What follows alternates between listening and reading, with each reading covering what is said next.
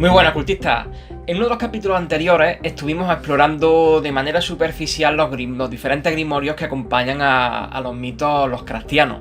Si bien os revelé que el volumen más mencionado en los diferentes relatos no era el Necronomicon, a pesar de ser el más popular, sino que era el libro de Avon creado por Clark Ashton Smith, hoy vamos a centrarnos curiosamente en el grimorio, en el libro maldito, que más versiones apócrifas posee de toda la colección de títulos malditos.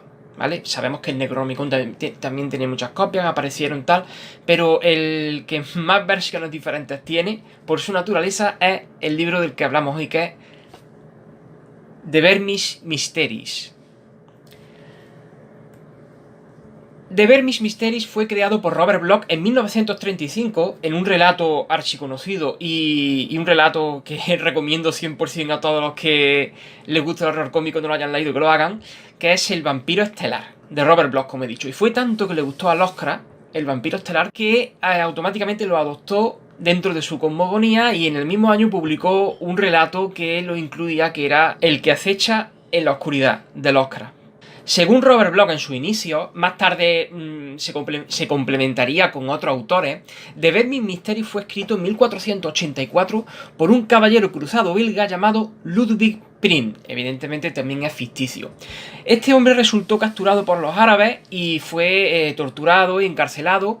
Y fue, de hecho, curiosamente, con el tema de los árabes, recordemos que el Necronomicon, vuelvo a repetir que es el libro más popular, el grimorio más popular de la cosmogonía lovecraftiana, el Necronomicon fue escrito por un árabe loco. Esto demuestra que, que Lovecraft tenía cierta predilección por las culturas orientales, exóticas, para dar un poco, para enriquecer toda la magia, ¿no?, que rodea al horror cósmico.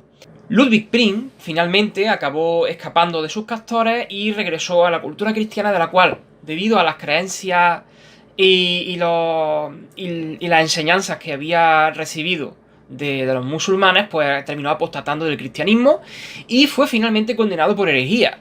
De hecho, fue encerrado por la Inquisición, fue encerrado y fue durante su encierro en la cárcel cristiana que escribió The Vermis Mysteries, porque quería recopilar todo ese conocimiento aprendido antes de que se lo fuera pasto de las llamas. El libro originalmente fue escrito en latín, pero no fue hasta, curiosamente, en 1484, pero no fue hasta 1569 cuando el volumen fue descubierto. Y fue el propio Papa Pío V el que decidió destruirlo. ¿Qué sucede? Desde su escritura hasta el 1569 pasó, que son 1464, 1569, pasó mucho tiempo y evidentemente en ese tiempo pues se supone que surgieron diferentes copias, el libro fue rulando por la vieja Europa y entonces a partir de ahí es de donde nace su fama de ser el que más copias apócrifas tiene. De hecho, desde su escritura hasta el día de hoy han ido apareciendo muchísimas nuevas traducciones de orígenes inciertos que, se remontan incluso a las últimas hasta mediados del siglo XIX aproximadamente.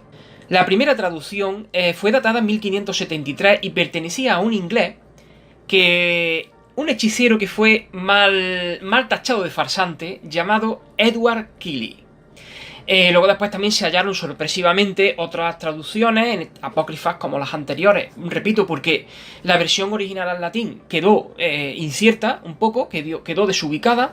En particular se localizó un panfleto perfectamente detallado, escrito por un clérigo sin nombre, al que denominaron clérigo X, en el cual se informaba, se relataba el capítulo más interesante del libro, que se denomina Los rituales sarracenos. Otra de las versiones más fieles al original, según cuentan algunos estudiosos, fue la traducción de un tal Sir Charles Leggett, que vino de una versión alemana, y recordemos que es latín, o sea que del latín a la alemana hubo un cambio, o si no hubo varios, y se considera que es una de las más fieles porque el estudioso aseguraba que recopilaba todas las ilustraciones de la versión original al latín, que ya era todo un logro. Curiosamente, a día de hoy, las únicas opciones viables que se supone que existen, en particular serían muy pocas, y una de ellas estaría en la Universidad de Huntington, en California, que está traducida al inglés. Hay otra copia al inglés también en la Universidad de Miskatonic, en Arkham, Massachusetts, que ya estuvimos hablando tanto de la universidad como de Arkham en capítulos anteriores. Y hay otra copia no determinada de origen no determinado y de lenguaje no determinado en las bibliotecas de la Iglesia de la Sabiduría de las Estrellas. La Iglesia de la Sabiduría de las Estrellas es un culto de devotos fanáticos de Nyarlathotep, del cual hablaremos más adelante, que fue fundado en 1844 por el profesor Enoch Bowen. Y se menciona en El Morador de las Tinieblas, otro gran relato de Lovecraft. Luego después también se supone que hay una copia, fijaros, esto ya sí que es toda una osadía, el original en mal estado, y muy mal estado, de hecho hasta el punto de casi no se puede estudiar y por lo tanto no se puede verificar la certeza de lo que voy a decir ahora mismo, que es una copia, perdón, que es el original, la mitad del original en latín, que escribió en su momento el Cruzado, ¿no? Esa mitad se supone que existe en el Museo Británico, pero es lo que digo, realmente no se puede confirmar, está en tan mal estado que no se puede confirmar si es ella o no es ella. También, según se lee, curiosamente, según se lee en Malnacido, mi obra anterior, antes de la publicación de esta última, contaba los rumores que había una copia, también de lenguaje y orígenes inciertos, porque no queda claro, en las pobladas estanterías de la biblioteca personal del cardenal Marcello Atto, un personaje muy, muy característico de la obra, un alto eclesiástico de la curia de Milán, pero no se pudo confirmar realmente si eso era cierto o no, porque bueno, la biblioteca fue devorada, fue pasto de las llamas, tras los misteriosos acontecimientos que sucedieron en el Colegio Episcopal de Milán en 1972, en el que aparecieron los cadáveres del propio cardenal Marcello Atto, de uno de sus discípulos, de un tercer cuerpo al que no se le supo asignar nombre ni naturaleza, y la desaparición definitiva de otro de sus discípulos. Luego después también, fijaros hasta dónde llegan los tentáculos del horror cósmico. Se cuenta que existió una copia en latín bastante fiel y que desapareció en 1789 junto a los habitantes de ese pueblo fantasma que muchos conoceréis de Jerusalem Slot, del maestro Stephen King. O sea, fijaros, de hecho en ese libro Stephen King comenta que The Vermin Mysteries es el libro más maldito del mundo, ¿no? En términos generales, porque depende de la copia, el libro consta de unas 700 páginas aproximadamente que se dividen en 17 capítulos. El más importante de ellos es el que ya comentaba antes, que es los rituales sarracenos. Pues bien, aborda muchísimas disciplinas este libro, se pueden encontrar rituales de encantamientos y adivinación, necromancia, invocación de criaturas estelares y de seres de más allá del vacío, los verdaderos orígenes de Sebek o de Sobek, el dios de la mitología egipcia, el dios del río Nilo, ¿no? Dios cocodrilo del río Nilo. También se encuentran, curiosamente, para que veáis cómo se interconectan todos los mitos, y lo importante que son los grimorios en el horror cósmico, rituales destinados a acelerar el proceso de transformación de un humano en un profundo. Fijaros qué interesante, ¿no?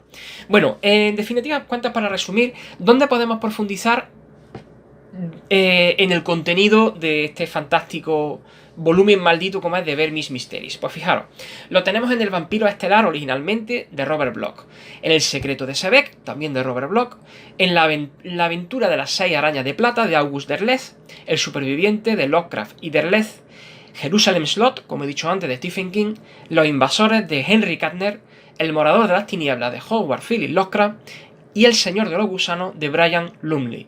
Bueno, Malnacido también lo mencioné antes, pero bueno, no formó parte del círculo de historias originales, del círculo de escritores originales, entonces bueno, queda un poquito al margen, ¿no?